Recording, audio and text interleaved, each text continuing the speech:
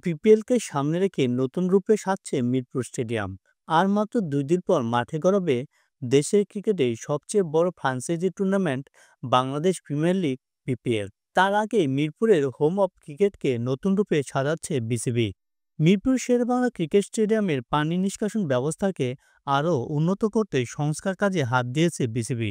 এছাড়াও স্টেডিয়ামের দেওয়ালগুলো নতুন করে রং করা হচ্ছে। এদিকে বিপিএল এর প্রতি আসরে স্টেডিয়ামে ভাঙা চেয়ার নিয়ে অভিযোগ তুলে আসছে দর্শকরা।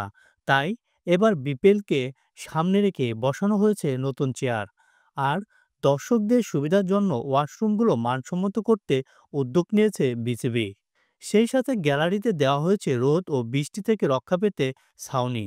ঝড়ে ভেঙে যাওয়া জায়ান্ট স্ক্রিনও বসানো হয়েছে মিরপুর স্টেডিয়ামের গ্যালারিতে। এছাড়াও বিসিবির একাডেমির মাঠেও বেশ কিছু জিনিস পরিবর্তন করছে বিসিবি। নতুন গিল থেকে শুরু করে ব্যাটিংয়ের সুবিধার জন্য বাড়ানো হয়েছে অনুশীলন পিচ। এবারে বিপিএল 7টি দল হলো Dhaka Capitals, Chittagong kings, Durbar Rajshahi, fortune Barishal, Khulna tigers, Rangpur riders ও সিলেট স্ট্রাইকার্স। পুরনো দলগুলোর মধ্যে নেই কুমিল্লা ভিক্টোরিয়ান্স ও চট্টগ্রাম চ্যালেঞ্জার্স। এছাড়া বদল হয়েছে ঢাকার মালিকানা, পুনরায় ফিরে এসেছে দুর্বার রাজশাহী। উল্লেখ্য, বিপিএল এর 11তম আসরের 3টি নতুন সহ 7টি দল অংশগ্রহণ করবে। প্রায় 1.5 মাসব্যাপী এই টুর্নামেন্ট শেষ হবে পরের বছরের 7 ফেব্রুয়ারি। হাবিবুল কবির সম্রাট, 21 সংবাদ.com।